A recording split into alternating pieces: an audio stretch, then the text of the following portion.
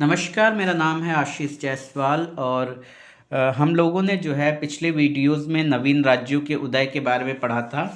नवीन राज्यों के उदय में जो सारी चीज़ें पढ़ी थी, एक तो हम लोगों ने बंगाल के बारे में पढ़ा था, दूसरा बिहार के बारे में पढ़ा था। तो 10 मिनट रिकैप करने के बाद फिर हम नया टॉपिक चालू करेंगे। बंगाल और अवध को के बाद जो है हम लोगों ने हमें पढ़ना है हैदराबाद के बारे में। लेकिन हैदराबाद को पढ़ने से पहले थोड़ा सा चीज़ें रिकैप कर ले, जिससे आपको याद रहे कि हम लोगों ने क्या क्या पढ़ा था। एक तो हमने पढ़ा था कि प्रथम फैक्ट्री जो है अंग्रेजों ने बंगाल में कहाँ स्थापित की। तो और दूसरा हमने पढ़ा था कि कब स्थापित की, 1651 में। किसने अनुमति दी थी, इसके बारे में पढ़ा था कि शाह शुजा ने अनुमति दी थी। उसी वर्ष जो है एक महिला का जो है डॉक्टर बॉर्टन जो थे, उन्होंने इलाज किया था, जिससे खुश होकर जो है शाह शुजा ने 3,000 रुपये वार्षिक कर के बदले में जो है बंगाल, बिहार और उड़ीसा में करमुक्त व्यापार की अनुमति दे दी थी। इसके अलावा अजीमुश शान के बारे में पढ़ा था, सूतानाती, कालीकता और गोविंदपुर के बारे में पढ़ा था। 1717 ईस्वी में जो है मुगल सम्राट फर्रुखशिह ने 3,000 रुपये के बदले जो है अंग्रेजों को व्यापारिक छूट प्रदान की थी, इसके बारे में पढ़ा था। मुर्शिद कुली खां के बारे में पढ़ा था। सीता राम राय, उदय नारायण और गुलाम मोहम्मद के बारे में पढ़ा था। शुजात खान, नजात खां, इनके बारे में पढ़ा था। सुजाउद्दीन, सरफराज खां, अलीवर्दी खां। इसके अलावा सिराजुद्दौला, प्लासी के युद्ध की पृष्ठभूमि, नवाब के विरुद्ध षड्यंत्र, प्लासी का युद्ध पढ़ा था। मीर जाफर के बारे में पढ़ा था। मीर कासिम के बारे में पढ़ा था। बक्सर का युद्ध पढ़ा था। नजमुद्दौला के बारे में पढ़ा था। इलाहाबाद की प्रथम संधि के बारे में पढ़ा था। इलाहाबाद की द्वितीय संधि के बारे में पढ़ा था। इसके बाद हम लोगों ने अवध के बारे में, नवाब के बारे में पढ़ा था। सादत खां, जिसे बुरहान उल मुल्क के नाम से जानते थे। पंच हजारी और सप्त हजारी मनसब के बारे में पढ़ा था। इसके बाद राजस्व बंदोबस्त, रुहेलखंड के बारे में पढ़ा था। नादिर शाह, सफदर जंग, अबुल मंसूर खां, सुजाउद्दौला, गाजिउद्दीन हैदर अली खां, ये सारी चीज़ें पढ़ी थी। अगर आपको नहीं पता ये सारी चीज़ें क्या है तो पिछले वीडियो में जाइए और आप इनके बारे में जानिए। आज हम लोग जो है हैदराबाद के बारे में पढ़ेंगे। तो सबसे पहले तो हमें ये जानना चाहिए कि हैदराबाद की स्थापना किसने की थी। चिनकिलिच खां ने की थी। ठीक है, कब की थी? 1724 में। चिनकिलिच खां को जो है निजाम उल मुल्क की उपाधि भी दी गई थी और उसे दक्कन का सूबेदार भी बनाया गया था। उसने स्वयं को स्वतंत्र शासक घोषित नहीं किया, लेकिन दक्कन में जो है उसने एक स्वतंत्र शासक की तरह ही शासन किया। उसने वहाँ पे एक वंश की नींव डाली जिससे आसफ जाही वंश कहते थे। तो क्वेश्चन यहाँ पे बन जाएगा कि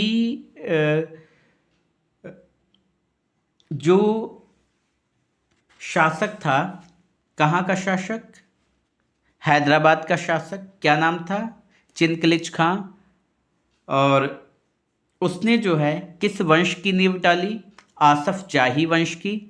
और उसके उत्तराधिकारी जो थे उनको हैदराबाद में क्या आज किस नाम से जानते हैं? तो निज़ाम के नाम से जानते थे उस समय। ठीक है, निज़ाम कहलाए।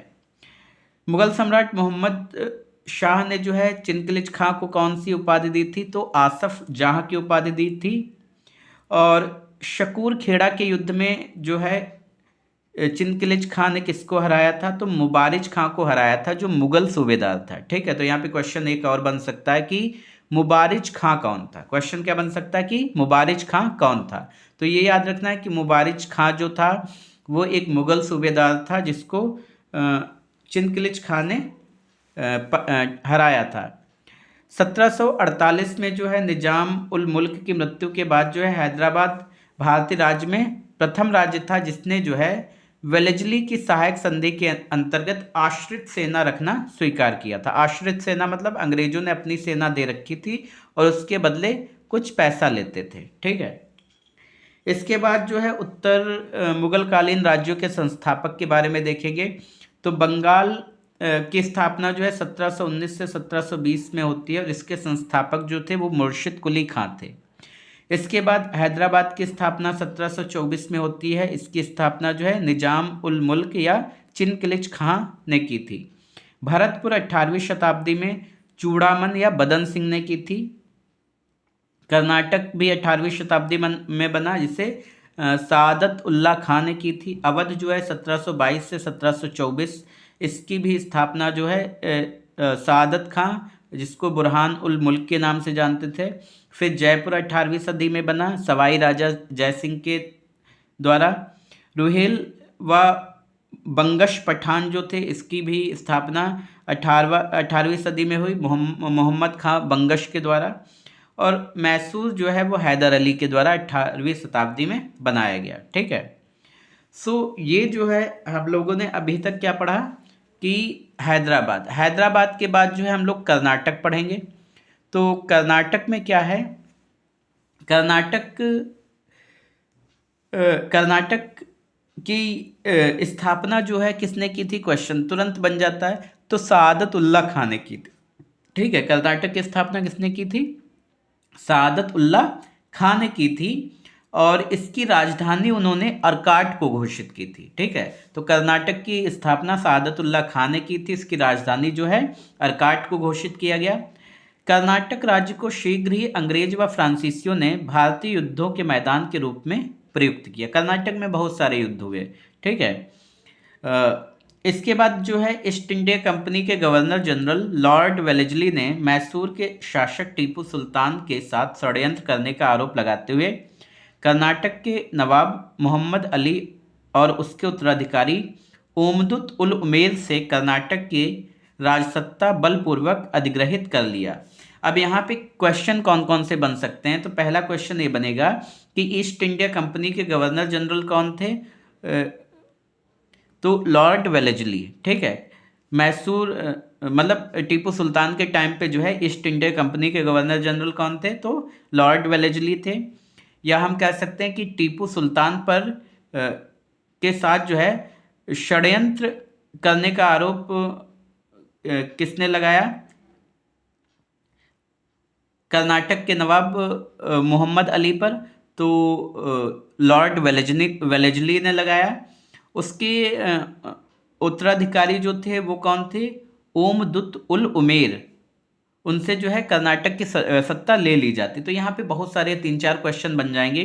पहला तो यहाँ पे क्वेश्चन बन रहा है कि ईस्ट इंडिया कंपनी के गवर्नर जनरल लॉर्ड वेलेस्ली, तो याद रखना है कि टीपू सुल्तान के टाइम पे Lord Wellesley east India company के गवर्नर जनरल कौन थे, लॉर्ड वेलेस्ली थे। दूसरा क्या बनेगा, मैसूर के शासक टीपू सुल्तान, तो यहाँ पे एक क्वेश्चन और बन जाएगा, मैसूर का शासक कौन था, टीपू सुल्तान था।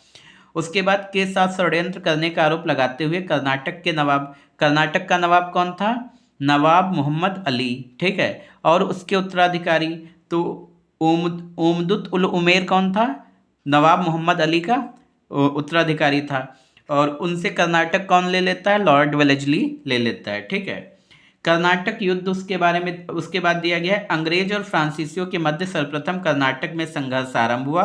कर्नाटक की राजधानी मद्रास और पौंडीचेरी के मध्य स्थित अर्काट शहर में थी। ठीक है, तो सबसे पहले जो है अंग्रेज और फ्रांसीसियों के मध्य जो है लड़ाई कहाँ हुई, तो कर्नाटक में हुई। कर्नाटक की राजधानी कहाँ थी, अर्काट थी। अर्काट कहाँ था, मद्रास और पौंडीचेरी के बीच में था। तो बहुत सारी चीज़ें आप लोग क्लियर हो जाएंगी कि अंग्रेज और फ्रांसीसियों के बीच सबसे पहला युद्ध कब हुआ या सबसे पहली लड़ाई कब हुई, तो कहाँ हुई, तो कर्नाटक में हुई। और कर्नाटक की राजधानी कौन थी, अर्काट थी, और अर्काट कहाँ पे है, मद्रास और पौंडीचेरी के बीच में। ठीक है, तो ये चीज़ें क्लियर हो जाती हैं। इसके बाद जो है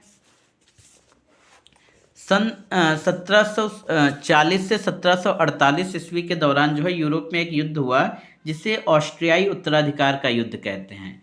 तो फिर यहाँ पे क्वेश्चन बनेगा कि ऑस्ट्रियाई उत्तराधिकार का युद्ध कब हुआ, तो ऑस्ट्रियाई उत्तराधिकार का युद्ध जो है वो 1740 से 1748 के बीच में हुआ। ठीक है, और ये युद्ध कहाँ हुआ, तो यूरोप में हुआ।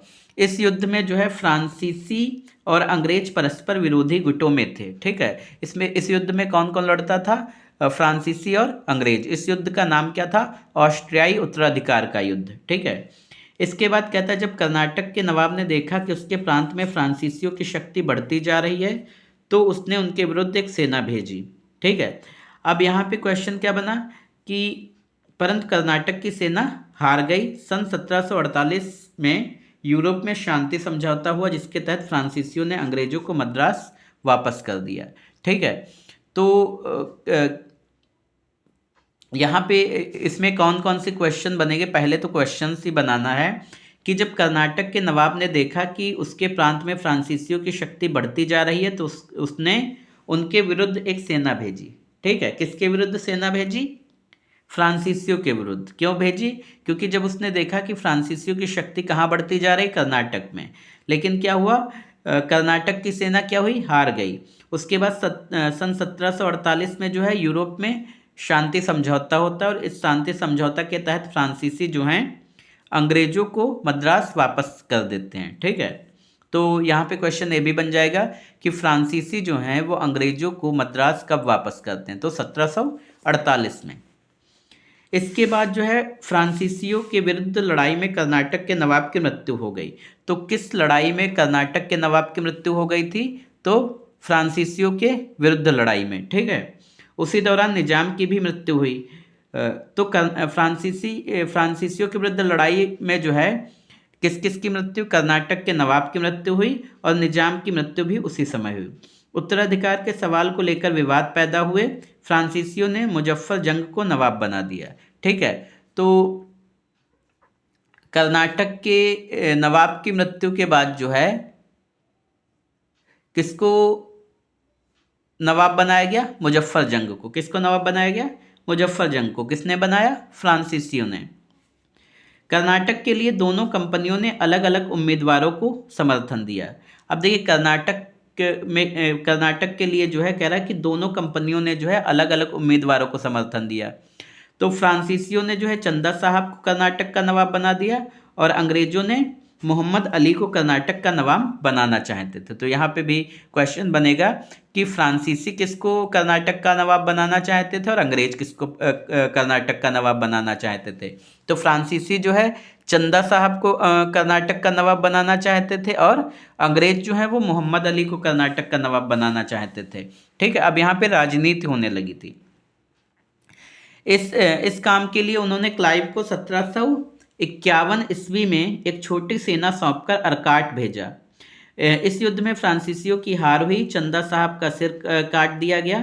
डुप्ले को फ्रांस वापस बुला लिया गया और दोनों कंपनियों के मध्य शांति समझौता हो गया। अब यहाँ पे देखिए क्या है, ये जो है एक तो फ्रांसीसी चंदा साहब को बनाना चाहते थे, और अंग्रेज जो है मोहम्मद अली को बनाना चाहते थे कर्नाटक का नवाब। इसके लिए जो है क्लाइव को 1751 में एक छोटी सेना सौंपकर अर्काट भेजा गया।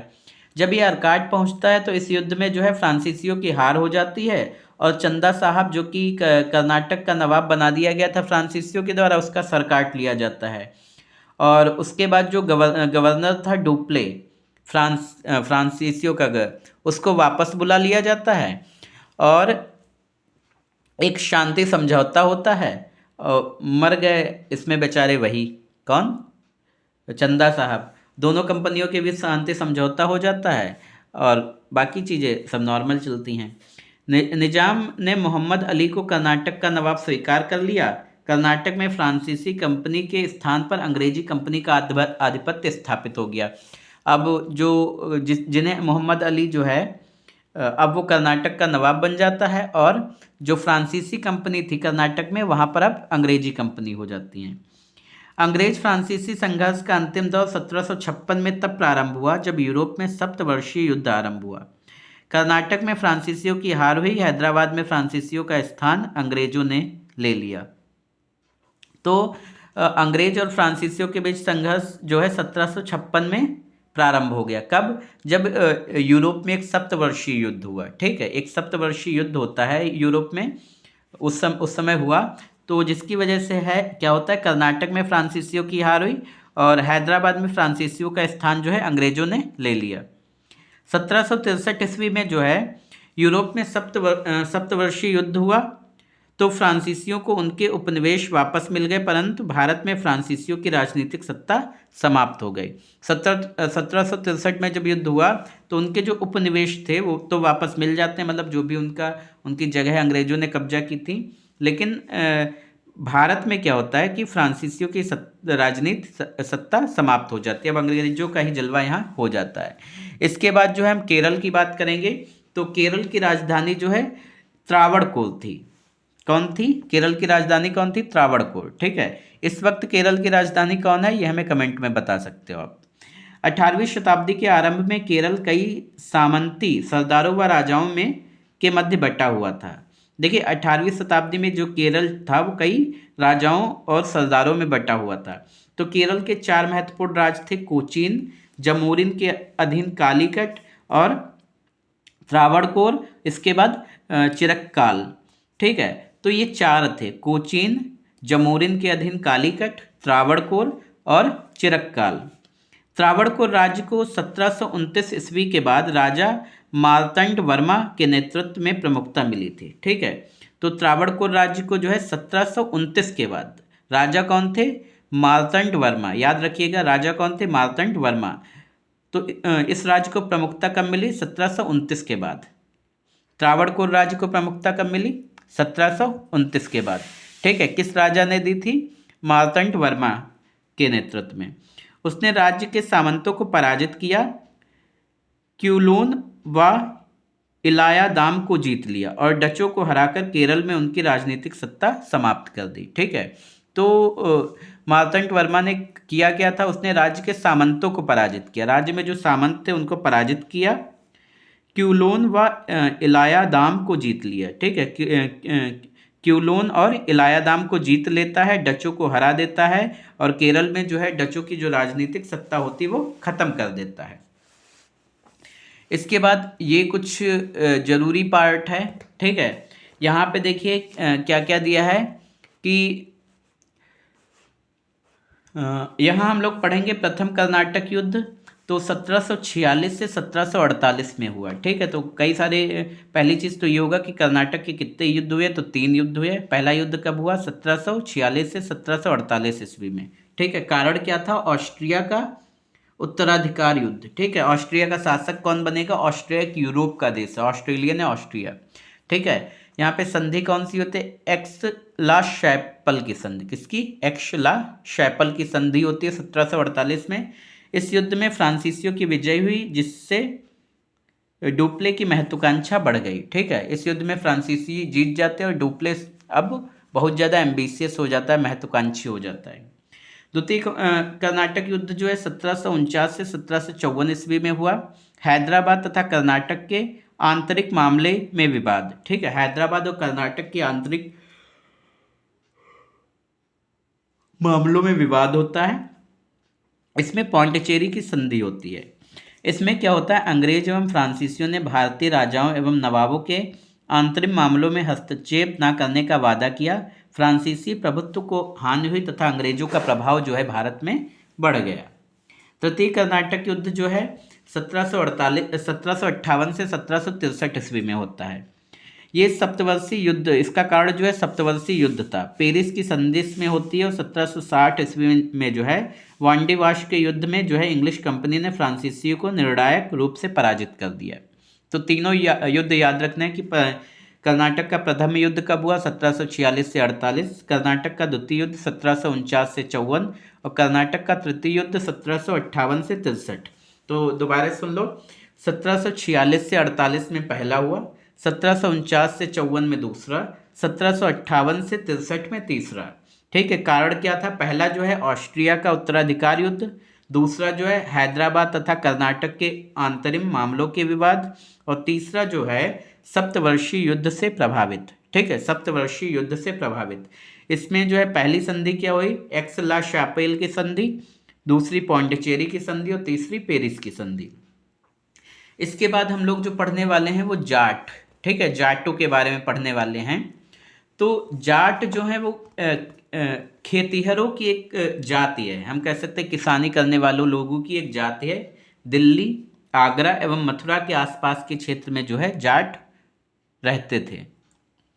मथुरा के आसपास के जाट किसानों ने 1669 ईस्वी में और फिर 1688 ईस्वी में जो है अपने जाट जमींदारों के नेतृत्व में विद्रोह किए। ठीक है, 1669 और 1688 मथुरा के जो आसपास के जाट थे उन्होंने अपने जाट जमींदार जो थे उनके नेतृत्व में उन्होंने विद्रोह किया। औरंगजेब की मृत्यु के बाद जाटों ने दिल्ली के चारों ओर अशांति पैदा कर दी। जब औरंगजेब मर गया उसके बाद जो है जाटों ने अशांति पैदा कर दी। जाट विद्रोह जमींदारों के नेतृत्व में मूलतः कृषक विद्रोह था। ठीक है, तो यहाँ पे क्वेश्चन बहुत सारे बन सकते हैं कि जाट कौन थे, तो जाट क्या होते हैं। तो जाट जो है खेतिहर की एक जाति है। कहाँ कहाँ ये पाए जाते? दिल्ली, आगरा और मथुरा के आसपास रहते थे ये लोग। ठीक है, इन्होंने जो है किसके नेतृत्व में विद्रोह किया? तो जाट जमींदारों के नेतृत्व में विद्रोह किया। कब किया? 1669 और 1688 में, 1669 और 1688 में। औरंगजेब की मृत्यु के बाद जाटों ने क्या किया? तो औरंगजेब की मृत्यु के बाद जाटों ने जो है दिल्ली के चारों ओर अशांति पैदा कर दी। जाट विद्रोह जमींदारों के नेतृत्व में मूलतः कृषक विद्रोह था। ठीक है, तो जाट विद्रोह क्या था? एक कृषक विद्रोह था। जाटों ने गरीब हो या धनी, जागीरदार हो या किसान, हिंदू हो या मुसलमान, सभी को लूटा। ठीक है, तो यहाँ पे सवाल बनेगा जाटों ने किसको लूटा? तो जाटों ने जो है गरीब हो या धनी, जागीरदार हो या किसान, हिंदू हो या मुसलमान, सभी को लूटा। इसके बाद चूड़ामन। ये चूड़ामन कौन थे? यहाँ पे देखेंगे 1690 से 1721 ईस्वी तक चूड़ामन ने जो है 1690 से 1721 ईस्वी के बीच शासन किया। चूड़ामन ने 1700 ईस्वी में जो है भरतपुर राज्य की नींव डाली। तो यहाँ पे याद रखना कि चूड़ामन जो हैं उन्होंने भरतपुर राज्य की नींव कब डाली? तो 1700 में। ठीक है, एक भरतपुर राज्य की नींव डाली। उसने थीन नामक स्थल पर एक सुदृढ़ दुर्ग बनाया तथा मुगलों की शक्ति को चुनौती दी। तो दुर्ग उन्होंने कहाँ बनाया? थीन नामक स्थल पर, और मुगलों की शक्ति को चुनौती दी। इनके बाद जो है बदन सिंह। बदन सिंह 1721 से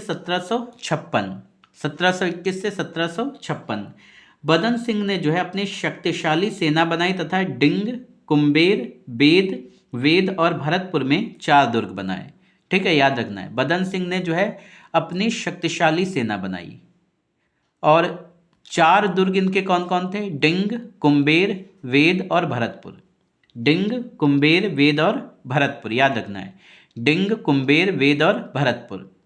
अहमद शाह अब्दाली ने बदन सिंह को राजा की उपाधि दी जिसे महेंद्र शब्द जोड़ दिया गया। ठीक है, तो यहाँ पे याद रख, क्वेश्चन क्या बनाओगे कि बदन सिंह ने कौन कौन दुर्ग बनाए? तो पहला डिंग है, दूसरा कुंबेर है, तीसरा वेद है, चौथा भरतपुर है। इसके अलावा बदन सिंह को राजा की उपाधि किसने दी? तो अहमद शाह अब्दाली ने दी। उनके नाम के साथ और क्या जोड़ा गया? महेंद्र जोड़ा गया। उसमें क्या जोड़ा गया? महेंद्र। इसके बाद सूरजमल। सूरजमल जो है ये 1756 से 1763। ठीक है, सूरजमल जो है ये 1756 से 1763 तक रहते हैं। बदन सिंह के बाद जाटों का नेतृत्व जो है सूरजमल ने किया। ठीक है, जाट सत्ता सूरजमल के नेतृत्व में अपनी उच्चतम गरिमा पर पहुंच गई। ठीक है, जब बदन सिंह नहीं रहे तो जाटों का नेतृत्व किसने किया? बदन सिंह ने किया। सूरजमल ने 1756 से 1763 तक शासन किया।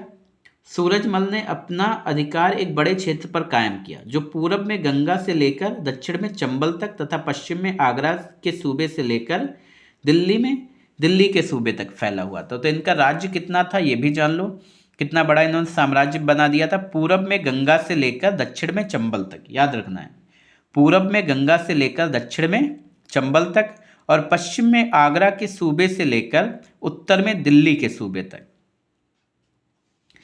मुगल राजस्व व्यवस्था को अपनाकर सूरजमल ने एक स्थायी राज्य की नींव रखने की कोशिश की। ठीक है, मुगल राजस्व व्यवस्था को अपनाकर इन्होंने क्या किया? सूरजमल जो थे इन्होंने एक स्थायी राज्य की नींव रखने की कोशिश की। 1763 में सूरजमल की मृत्यु हो गई। इसके परिणामस्वरूप जाट राज्य की अवनति प्रारंभ हो गई। ठीक है, जब इनकी मृत्यु हो जाती है किसकी? सूरजमल की, इसके बाद जो है जाट राज्य धीरे धीरे खत्म होने लगता है। एक समसामयिक इतिहासकार ने सूरजमल के बारे में कहा कि वह एक जाट जाति का अफलातून था। अफलातून मतलब प्लेटो था, प्लेटो, ठीक है। वह सूरजमल को उन्होंने कहा है कि वह जाट जाति का अफलातून था। इसके बाद जो हुए हैं उनका नाम है जवाहर सिंह। ये 1764 से 1768 ईस्वी तक रहते हैं। इनकी मृत्यु के बाद बहुत से लोग आते हैं, रतन सिंह, केसरी सिंह, रणजीत सिंह, रणधीर सिंह, ये शासक हुए और 1805 में रणधीर सिंह ने अंग्रेजों की अधीनता स्वीकार कर ली। यहीं से जो है ये राज्य खत्म, जाटों का साम्राज्य फिनिश। उसके बाद राजपूत। तो औरंगजेब की मृत्यु के बाद राजपूत शासकों ने मुगल साम्राज्य के बंधन से अपने आप को मुक्त करने की कोशिश की। जोधपुर और आमेर के शासकों ने क्रमशः गुजरात और मालवा का सूबेदार बनाया गया। तो यहाँ पे याद रखना है कि राजपूतों के बारे में जब पढ़ रहे हैं तो औरंगजेब की जब मृत्यु हो जाती है तो राजपूत जो हैं वो कोशिश करते हैं कि मुगल साम्राज्य से अब छूटने का प्रयास किया जाए। इसके बाद होता क्या है कि गुजरात और मालवा का सूबेदार इनको बनाया जाता है। इस काल में सबसे श्रेष्ठ राजपूत शासक जो है वो आमेर का सवाई जयसिंह था, ठीक है। याद रखना है कि सबसे सर्वश्रेष्ठ राजपूत कौन था? आमेर का सवाई जयसिंह, ठीक है, जो कि 1699 से 1734 ईस्वी तक रहते हैं। सवाई जयसिंह की सबसे बड़ी विशेषता यह थी कि वह एक महान खगोल शास्त्री भी था, ठीक है, एक महान खगोल शास्त्री भी थे। उसने खगोल के अध्ययन के लिए दिल्ली, जयपुर, वाराणसी, उज्जैन और मथुरा में जो है वेधशालाएं स्थापित की। याद रखना है कि उन्होंने वेधशालाएं कहाँ कहाँ स्थापित की, या दिल्ली, जयपुर, वाराणसी और उज्जैन और मथुरा में वेधशालाएं किसने स्थापित की? तो सवाई राजा जयसिंह। सवाई राजा जयसिंह कौन थे? एक तो ये खगोल शास्त्री भी थे और राजपूत शासक थे। कहाँ के थे? आमेर के, ठीक है। सवाई जयसिंह ने 1722 ईस्वी में जयपुर शहर की स्थापना की, ठीक है। तो कितना अच्छा क्वेश्चन है कि जयपुर शहर की स्थापना किसने की थी? तो सवाई राजा जयसिंह, ठीक है।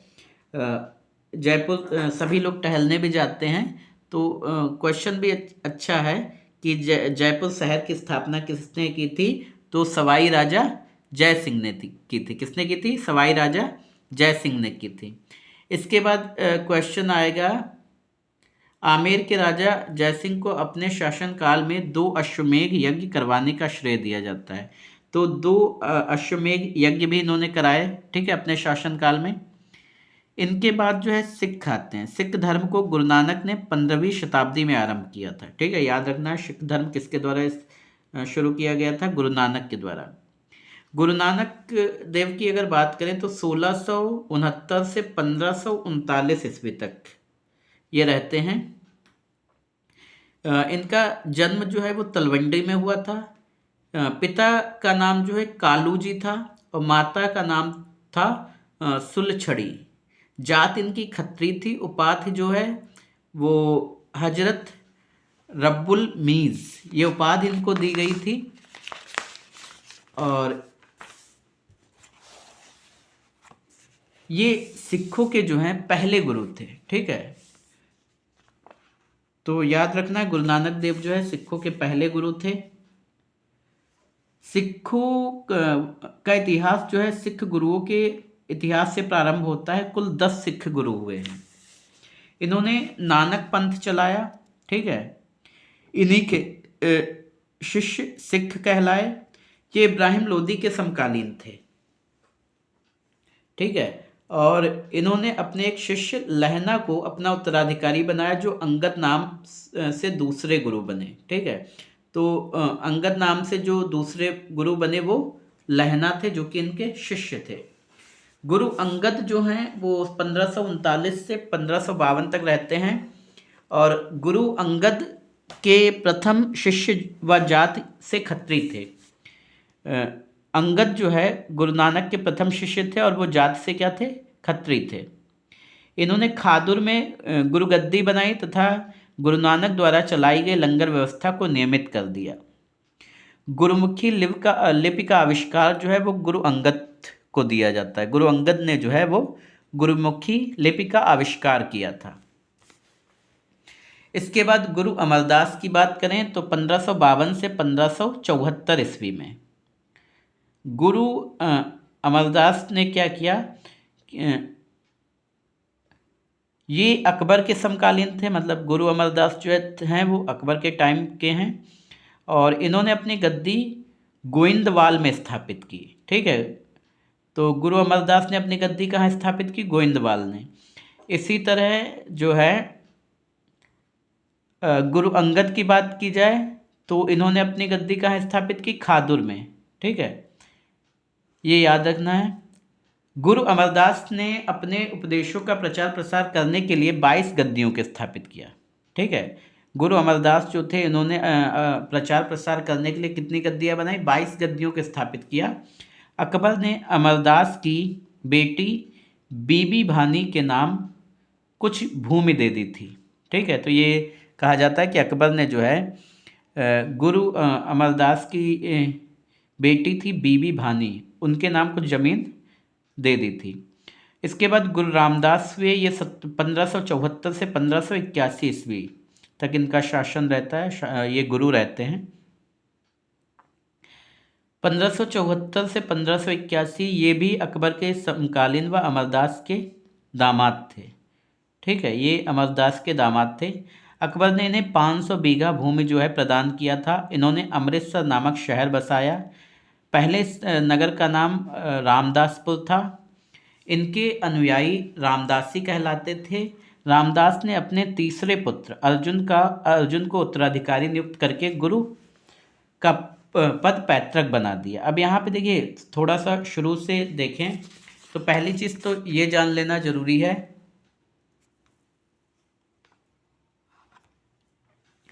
कि गुरु अमरदास, तो यहाँ पे हमें दोबारा से जान लेना है कि सिख धर्म को जो है गुरु नानक ने 15वीं शताब्दी में शुरू किया था। इनका जन्म जो है वो तलवंडी में हुआ था। पिता का नाम जो है कालू जी था, माता का नाम सुलछड़ी था, जाति जो थी वो खत्री थी, उपाधि ने हजरत रब्बुल मीज की दी गई थी। इसके बाद हमने आपको बताया कि ये सिखों के पहले गुरु थे। ठीक है, और सिखों के कुल 10 गुरु हुए थे। इन्होंने नानक पंथ चलाया था। इनके ये जो है इब्राहिम लोदी के समकालीन थे, और इन्होंने अपने एक शिष्य लहना को जो है उत्तराधिकारी बनाया था, जो अंगद नाम से दूसरे गुरु बने थे। और हमने आपको बताया कि अंगद जो हैं वो जाति से खत्री थे। इन्होंने खादुर में गद्दी बनाई और गुरु नानक द्वारा चलाई गई लंगर व्यवस्था को जो है नियमित कर दिया था। गुरुमुखी लिपि का आविष्कार जो है ये भी गुरु अंगद ने किया था। गुरु अमरदास जो हैं ये 1552 से 1574 तक रहते हैं, और ये अकबर के समकालीन थे। हमने आपको बताया था। इन्होंने अपनी गद्दी कहाँ स्थापित की थी? गोविंदवाल में। याद रखना, इन्होंने अपनी गद्दी कहाँ स्थापित की थी? गोविंदवाल में। गुरु अमरदास ने जो है अपने उपदेशों का प्रचार प्रसार करने के लिए जो है 22 गद्दियाँ बनाई थी। अकबर ने अमरदास की बेटी बीबी भानी, तो याद रखना है कि बीबी भानी कौन थी? तो ये गुरु अमरदास की बेटी थी। इसके बाद गुरु रामदास, ये 1574 से 1581 तक रहते हैं। ये अकबर के समकालीन थे और अमरदास के दामाद भी थे। ये दोनों चीज़ें याद रखनी है कि अकबर के समकालीन थे और अमरदास के दामाद थे। अकबर ने इन्हें 500 बीघा भूमि प्रदान की थी। इन्होंने अमृतसर नामक नगर बसाया था। ठीक है, अमृतसर नामक शहर बसाया था। पहले इस नगर का नाम जो है रामदासपुर था। जो आज अमृतसर है उसका पहले नाम जो था वो रामदासपुर था। इनके अनुयायी जो है रामदासी कहलाते थे। रामदास ने अपने तीसरे पुत्र अर्जुन को उत्तराधिकारी नियुक्त करके गुरु का पद पैतृक बना दिया था। तो ये भी याद रखना है कि इनके अनुयायी कौन थे? रामदासी कहलाते थे। और रामदास ने अपने तीसरे पुत्र अर्जुन को उत्तराधिकारी बनाकर जो है गुरु का पद जो है वो पैतृक कर दिया था कि अब गुरु के घर का ही बच्चा गुरु बनेगा। इसके बाद जो है गुरु रामदास के बाद जो है गुरु अर्जुन देव 1581 से 1606 तक ये ईस्वी तक ये रहते हैं। इन्हें सच्चा पातशाह भी कहा जाता था। ठीक है, गुरु अर्जुन दास कब तक रहते हैं? 81 से 1606। इन्हें सच्चा पातशाह भी कहा जाता था। इन्होंने रामदासपुर में जो है रामदासपुर में अमृतसर व संतोष नगर नामक तालाब निर्मित किए थे। ठीक है, तो इन्होंने 2 तालाब बनाए थे। तो सच्चा पातशाह किसे कहा जाता था? गुरु अर्जुन देव को।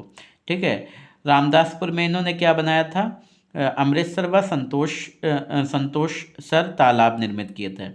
अमृतसर तालाब के मध्य में जो है 1589 ईस्वी में हरमिंदर साहिब का निर्माण करवाया, जिसे स्वर्ण मंदिर कहते हैं। ठीक है, स्वर्ण मंदिर का निर्माण इन्होंने कराया था तालाब के मध्य में 1589 में। तो यहाँ पे सवाल बन जाएगा कि स्वर्ण मंदिर का निर्माण कब हुआ था? तो 1589 में। स्वर्ण मंदिर का निर्माण किसने कराया था? गुरु अर्जुन देव ने। ठीक है, 5-6 सवाल बन गए तुरंत जैसे ही आप पढ़ेंगे इसे। पहला क्या बनेगा? सच्चा पातशाह किसे कहा जाता है? गुरु अर्जुन देव को।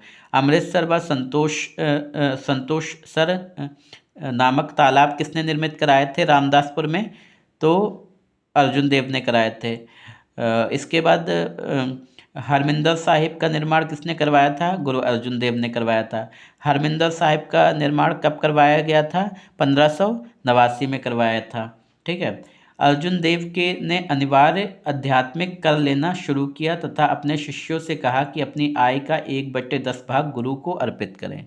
ठीक है, तो अर्जुन देव जो थे उन्होंने आध्यात्मिक कर क्या कर दिया? लेना शुरू कर दिया, और अपने शिष्यों से क्या कहा? 1/10 भाग जो है वो गुरु को दें।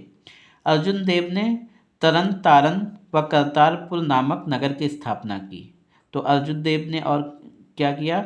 तरन तारन और करतारपुर नामक नगर की स्थापना की। तो तरन तारन व करतारपुर नामक नगर की स्थापना किसने की थी? अर्जुन देव ने की थी। 1595 ईस्वी में व्यास नदी के तट पर गोविंदपुर नामक शहर बसाया। गोविंदपुर नामक शहर किसने बसाया? अर्जुन देव ने। कब बसाया? 1595 में। कहाँ बसाया? व्यास नदी के किनारे। ठीक है, 1604 ईस्वी में इन्होंने आदि ग्रंथ की रचना की। ठीक है, तो आदि ग्रंथ की रचना किसने की? अर्जुन देव ने की। कब की? 1604 में की। खुसरो ने राजद्रोह को समर्थन देने के कारण जहांगीर ने 1606 ईस्वी में इन्हें मृत्युदंड दिया। ठीक है, तो गुरु अर्जुन देव को मृत्युदंड किसने दिया? जहांगीर ने। ठीक है, कब दिया? 1606 में। क्यों दिया? खुसरो के राजद्रोह को समर्थन देने के लिए। तो सारे क्वेश्चन अगर दोबारा से रिपीट किए जाए तो सच्चा पातशाह किसे कहा जाता है? गुरु अर्जुन देव को। अमृतसर व संतोषसर नामक तालाब किसने निर्मित कराए? गुरु अर्जुन देव ने। अमृतसर व संतोषसर नामक तालाब कहाँ निर्मित कराए? रामदासपुर में। अमृतसर तालाब के मध्य में जो है किसका निर्माण करवाया गया? तो हरमिंदर साहिब का। हरमिंदर साहिब को और किस नाम से जानते हैं? स्वर्ण मंदिर के नाम से जानते हैं। स्वर्ण मंदिर का निर्माण कब कराया गया? 1589 में कराया गया। इसके बाद आध्यात्मिक कर लेना किसने शुरू किया? गुरु अर्जुन देव ने। ठीक है, 1/10 भाग कर के रूप में लेना किसने शुरू किया? तो अर्जुन देव ने। ठीक है, अर्जुन देव तरन तारन व करतारपुर की नामक नगर की स्थापना किसने कराई? अर्जुन देव ने। और गोविंदपुर नामक शहर किसने बसाया? अर्जुन देव ने। कहाँ बसाया? व्यास नदी पर। कब बसाया? 1595 में। आदि ग्रंथ की रचना किसने की? अर्जुन देव ने। कब की? 1604 में। खुसरो के राजद्रोह को समर्थन किसने दिया? अर्जुन देव ने। ठीक है, इसके अलावा अर्जुन देव को मृत्युदंड किसने दिया? जहांगीर ने। अर्जुन देव को मृत्युदंड कब दिया गया? 1606 में। हरगोविंद जो हैं ये 1606 से 1644 ईस्वी तक रहते हैं। गुरु हरगोविंद ने सिखों में सैनिक भावना पैदा की। तो क्वेश्चन तुरंत बन जाएगा कि सिखों में सैनिक भावना किसने पैदा की? तो गुरु हरगोविंद ने। इन्होंने सैनिक शिक्षा प्रारंभ की तथा स्वयं को की रक्षा के लिए शस्त्र धारण करने की आज्ञा दी। तो 2 क्वेश्चन 3 बन गए तुरंत। बनाना आना चाहिए बस। ठीक है, तो पहला क्वेश्चन क्या बना कि गुरु हरगोविंद ने सिखों में सैनिक भावना पैदा की। तो क्वेश्चन क्या बनेगा, क्वेश्चन क्या बनेगा कि सिखों में सैनिक भावना किसने पैदा की? हरगोविंद ने। ठीक है। सैनिक शिक्षा किसने प्रारंभ की? गुरु हरगोविंद ने। ठीक है। शस्त्र धारण करने की आज्ञा किसने दी? गुरु हरगोविंद ने। अब यहाँ पर जो है ये सिखों के 10 गुरु हैं, तो ये दोबारा एक बार देख लो। गुरु कौन है? गुरु नानक देव 1469 से 1539 ईस्वी तक रहते, ये सिख धर्म के संस्थापक थे। इनके बाद अंगद हैं, 1539 से 1552 तक रहते हैं, गुरुमुखी लिपि के जनक हैं। इनके बाद अमरदास रहते हैं 1552 से 1574 ईस्वी तक। ये सिख धर्म के प्रसार हेतु 22 गद्दियों का निर्माण किया इन्होंने। इनके बाद रामदास हैं 1574 से 1581 ईस्वी में, ये अमृतसर के संस्थापक थे। इसके बाद अर्जुन दास 1581 से 1606 ईस्वी तक। गुरु ग्रंथ साहिब का संकलन व अमृतसर में हरमंदर साहिब का निर्माण इन्हें जहांगीर ने फांसी दी थी।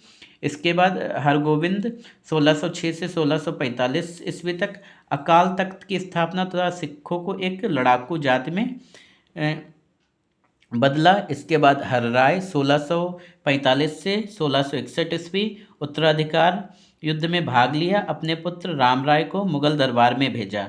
इसके बाद हरकिशन 1661 से 1664 अल्पवयस्क अवस्था में मृत्यु हो जाती है। इसके बाद तेग बहादुर 1664 से 1675 ईस्वी औरंगजेब द्वारा फांसी दी गई।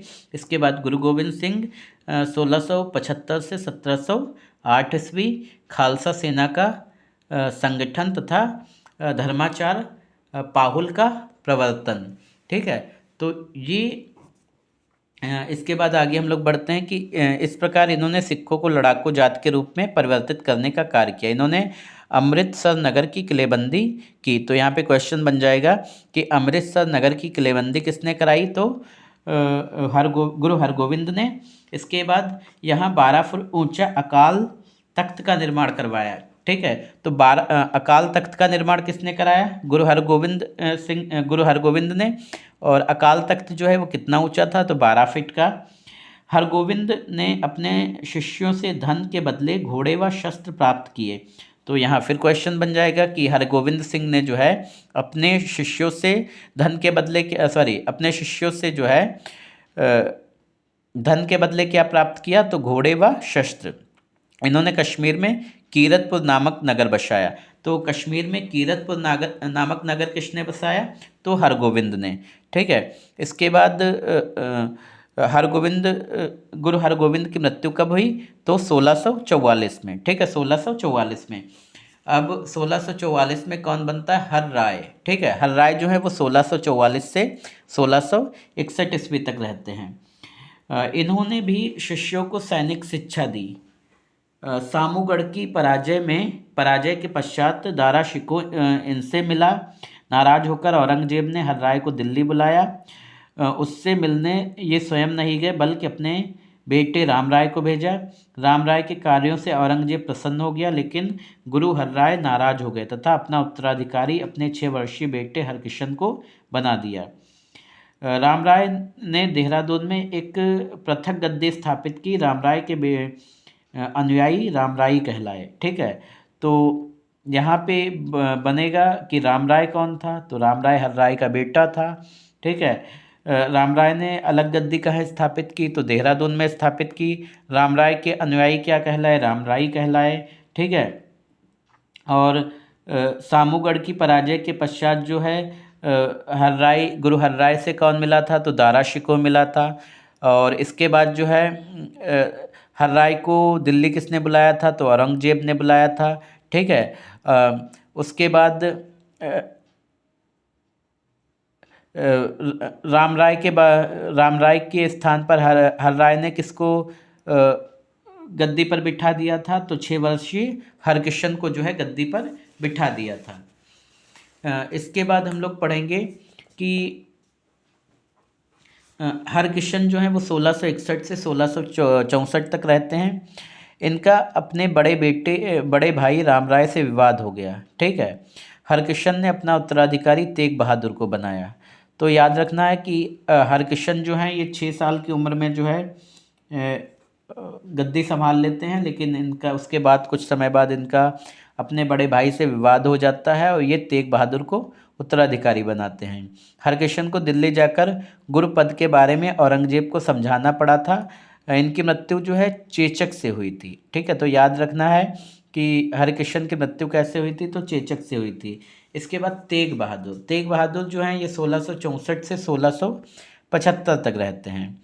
ये हरगोविंद के पुत्र थे। तो याद रखना है कि तेग बहादुर कौन थे, तो तेग बहादुर जो हैं हरगोविंद के पुत्र थे। किसके पुत्र थे? हरगोविंद के।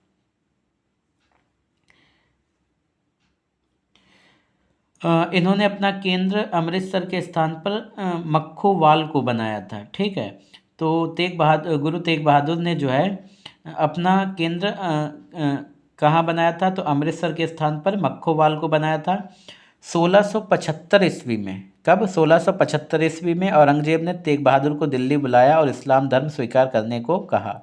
ठीक है, तो क्वेश्चन बनेगा कि औरंगजेब ने तेग बहादुर को कहाँ बुलाया था, तो दिल्ली बुलाया था। क्यों बुलाया था? इस्लाम धर्म स्वीकार करने के लिए। कब बुलाया था? 1675 में बुलाया था। और कितने दिनों तक यातना दी थी? 5 दिनों तक यातना दी थी। उसके बाद इनकी हत्या कर दी थी। इसके बाद आते हैं गुरु गोविंद सिंह। ठीक है, गुरु गोविंद सिंह जो है 1675 से 1708 ईस्वी तक ये रहते हैं। 1675 से 1708 ईस्वी तक रहते हैं। और ये जो हैं सिखों के 10वें गुरु थे। ठीक है, गुरु गोविंद सिंह जो हैं सिखों के 10वें गुरु थे। और इनका जन्म जो है 1666 ईस्वी में पटना में हुआ था। इन्होंने मक्खोवाल के पास आनंदपुर नगर की स्थापना की थी। तो यहाँ पे क्वेश्चन बनेगा कि गुरु गोविंद सिंह का जन्म कहाँ हुआ था, तो पटना में हुआ था। कब हुआ था? 1666 में हुआ था। और इन्होंने जो है किस नगर की स्थापना की थी, तो आनंदपुर नगर की स्थापना की थी। कहाँ की थी? मक्खोवाल के पास की थी। और वहीं पर इन्होंने जो है अपनी गद्दी स्थापित की थी। गुरु गोविंद सिंह ने 80,000 की क्षमता वाली खालसा सेना तैयार की थी। तो गुरु गोविंद सिंह ने जो सेना तैयार की थी उसकी क्षमता कितनी थी? 80,000। ठीक है, इसके बाद जो है गुरु गोविंद सिंह ने जो है 1699 ईस्वी में खालसा पंथ की स्थापना की। तो खालसा पंथ की स्थापना किसने की थी? गुरु गोविंद सिंह ने की थी। उन्होंने सिख अनुयायियों से 5 वस्तुएं पंच ककार बोला जाता था: केश, कंघा, कच्छा, कड़ा, कृपाण। ठीक है, याद रखना है, केश, कंघा, कच्छा, कड़ा, कृपाण।